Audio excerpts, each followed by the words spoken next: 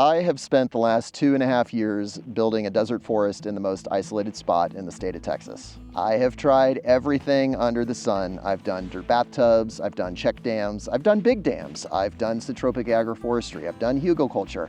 I've found a lot of things that work with varying degrees of success and plenty of failures along the way. But that's a core promise of the channel, is learning on camera, because I had no experience doing any of these things before I started. But a failure is only a failure if you don't learn from it, and I have learned a lot. Every failure is a learning opportunity, and I've been making progress little by little. One of my biggest challenges is the volume of information coming at me. There are a bazillion comments of what everybody thinks I should be doing. Many of them are bad ideas, some of them are good ideas. When I got a message from Suburban Biology, though, I love his channel, and I knew I could immediately trust what he was suggesting.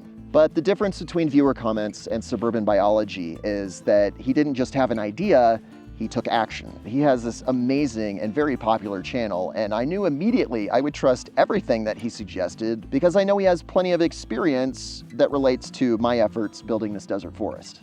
If you haven't seen his episode about the rocket stove and the bench that he built in his back patio, it's awesome. It was the first video of his that I discovered, and he used that to keep plants like this leucaena warm through the winter so we could transplant them out here.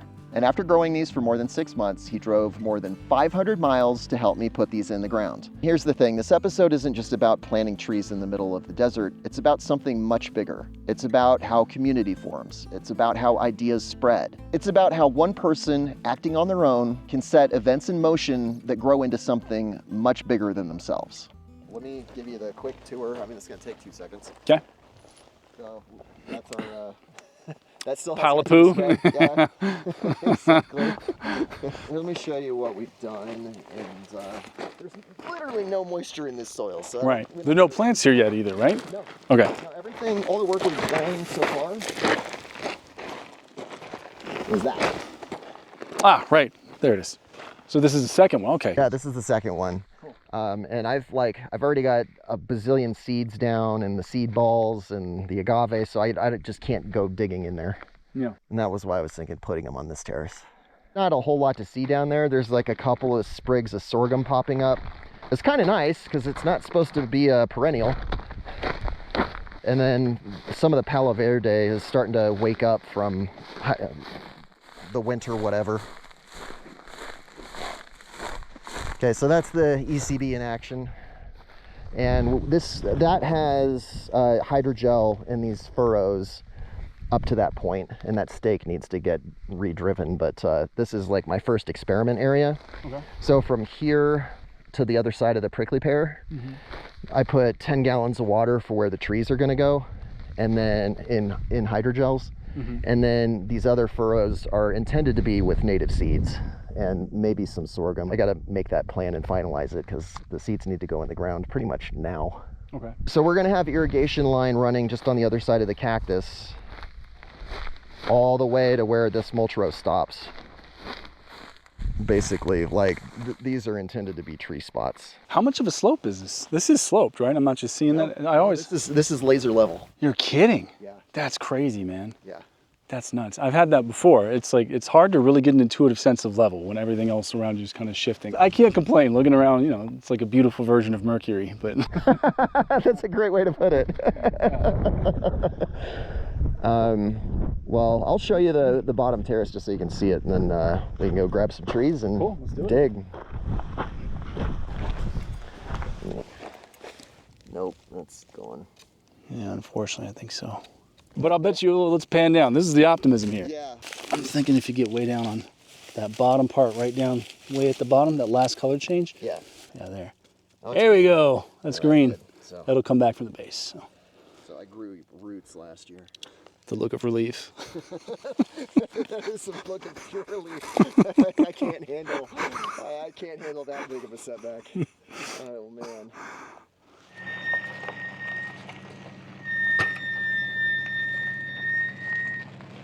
Yeah, we got 2 of them here. Oh, this is so gross. That's let me roll up my.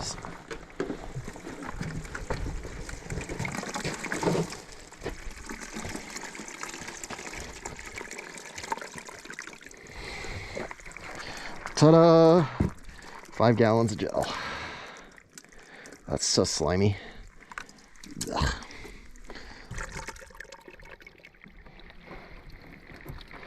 And then just right here,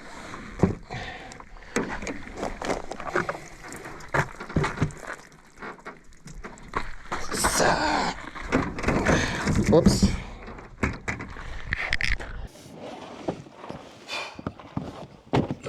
As winter approached, I brought them onto my cozy porch, and they're like, oh, we got it made. And now they're out here, and they're like, are you kidding me?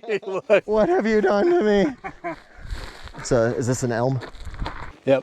This is the... And those are the bulletproof. They don't look it, but I swear, like we got up to 106 That's leucaena. ambient. That's leucaena, yeah. This is vitex. I love these, man. One of my favorites.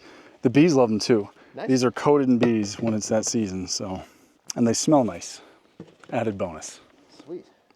The vast majority of them are honey locusts, but those are the least impressive.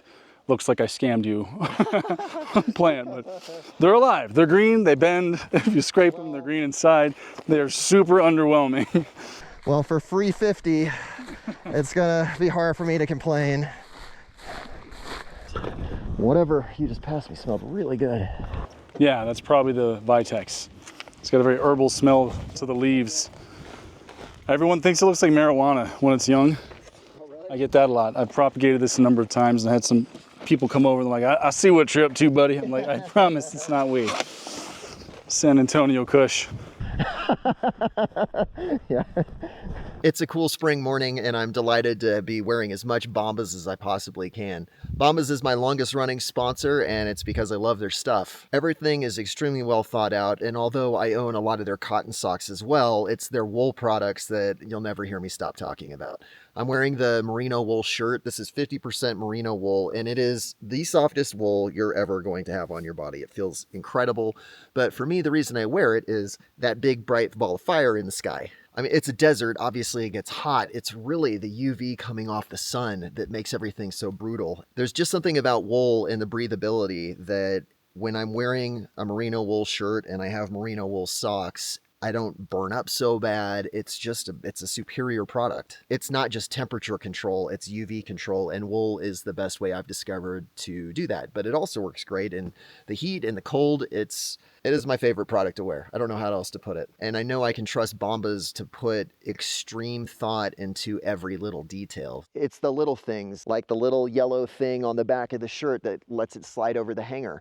The stuff is so soft that without that detail, the shirt just falls off. But you use that little yellow thing and it stays on the hanger, no risk of it falling off. Do yourself a favor and do somebody else a favor, because when you buy a pair of Bombas socks, one pair of socks is given to somebody in need. So when you invest in yourself, you're helping somebody else, and you are directly supporting the channel, because without my sponsors and without Bombas in particular, this project is not happening. You're making the desert forest possible when you purchase a Bombas product. Go to bombas.com/dustups to take 20% off of your first order. That's bombas.com/dustups. You will take 20% off of your first order. You're helping Dustups, you're helping somebody else, and you're getting an amazing product. That's the other thing about being out here is I long got over trying to be like, oh, I can do it.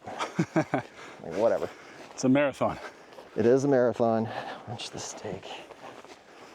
You got a free oak tree in here too. All right. I What don't think kind? that's gonna make it, but who knows? It might surprise me. Probably live oak. Okay. All Where? these little hitchhiker plants are probably from cover crops that I put in the yard. Ah, And I let them grow, man. why not? I feel like I've seen side by sides, the plants that have one often do better than the plants that don't. Absolutely. They must share microorganisms or something. Yeah, that's why I want to plant the trees together, is Yep, they need their little community. I hear you. It has like 50 names. Texas lilac, vitex, chaste tree. Apparently monks used to make tea out of the leaves because it's supposed to be an anti-aphrodisiac. Anti-aphrodisiac. You don't hear that marketed very often. Yeah, only the monks. Only the monks. And then in other cultures, it's an aphrodisiac. All right. And the lacebark elm, if they make it, become beasts. They're like 40 feet tall. Oh my gosh, that would be, well, that would literally be a dream come true. Yeah, It's a big if, but man, they are bulletproof in our climate. Again, the first year. You gotta love them the first year, but after that. I forgot to grab the mesquite germinations. So after we dig and make a big mess, maybe that's actually better. Then I'll just come get that little two mesquite seeds in the ground. Yeah. Get its taproot going.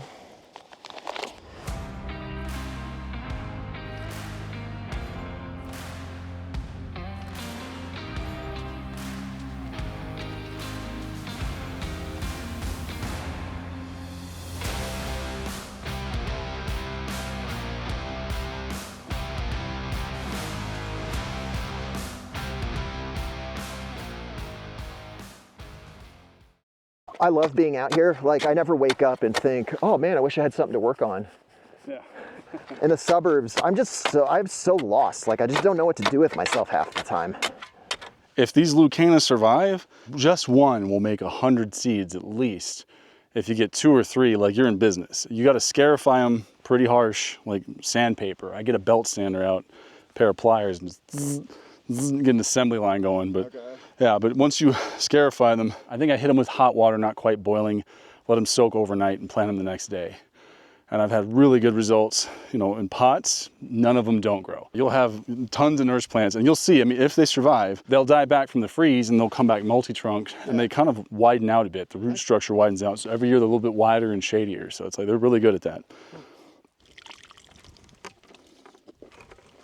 I'm dying to see how this hydrogel works. I'll bet you it'll work. I just can't see how it wouldn't, you know?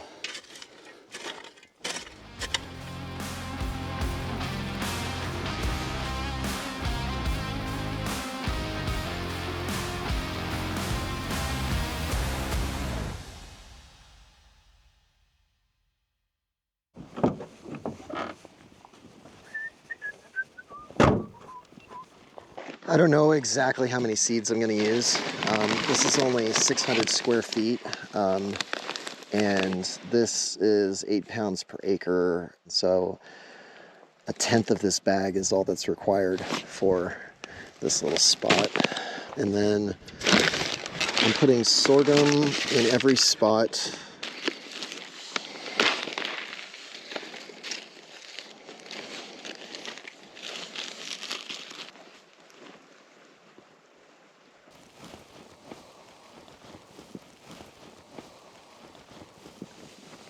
I need the pipe out of the back, and that's it.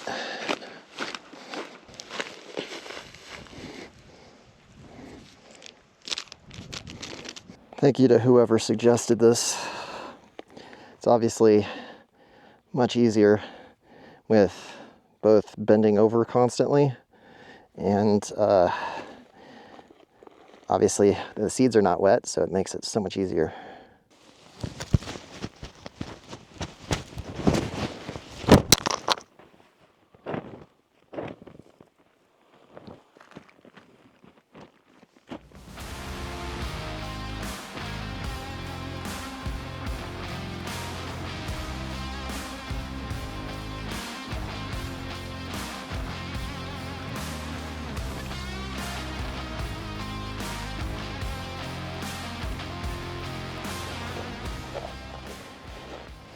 You read my mind.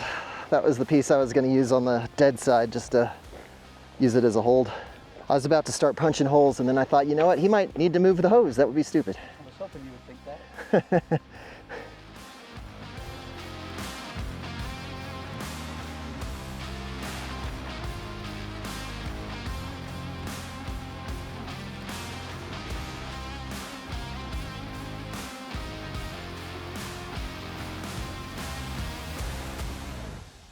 So that gets us most of the way. I got the seeds in the ground, or on the ground really.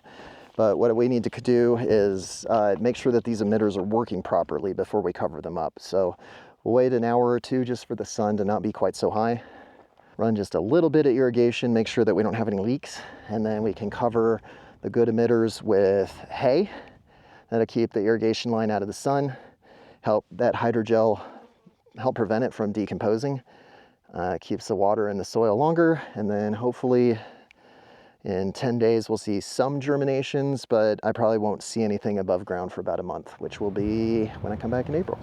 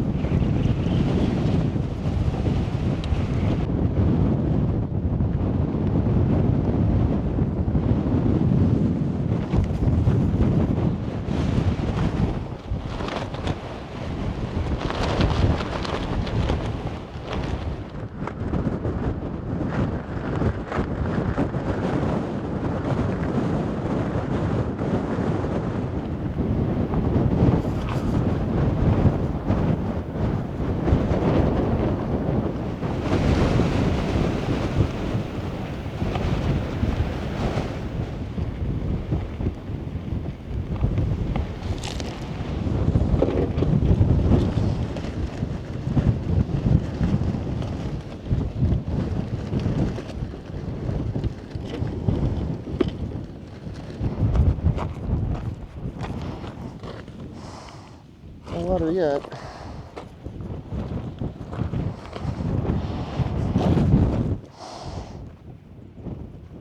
No wet spots. Okay, one leak.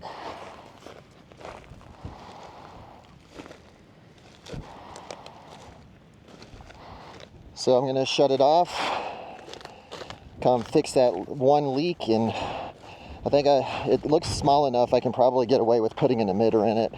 Hopefully a goof plug fixes it.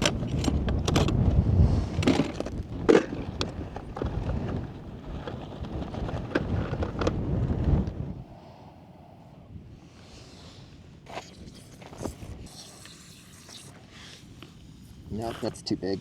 I got a couple line.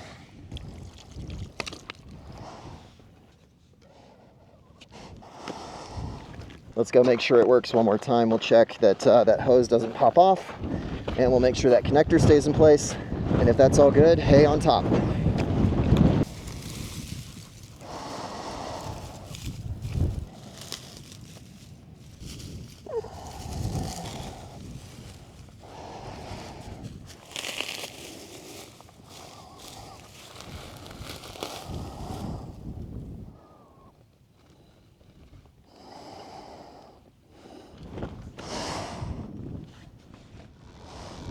The nice thing about the filter is you can tell the pump is working visually. Should be pressurized by now.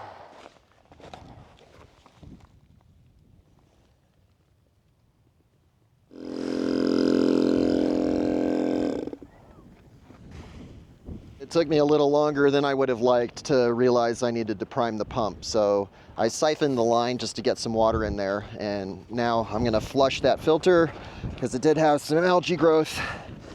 And then we'll get it going. And let it run for just a little bit, just so that to get all the air out. Unfortunately, we got a small leak here, so I'll have to come back when I actually run the thing. Waited 2 or 3 minutes. Pressure ought to be making its way down here now. The wind's died down out of nowhere, which is so nice. Hooray! Yep, there we go. Yes, yes, yes, yes, yes. Hey!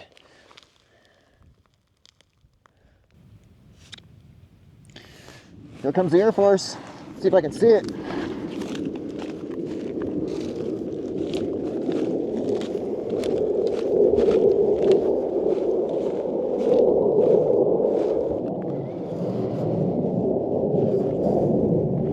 Nope.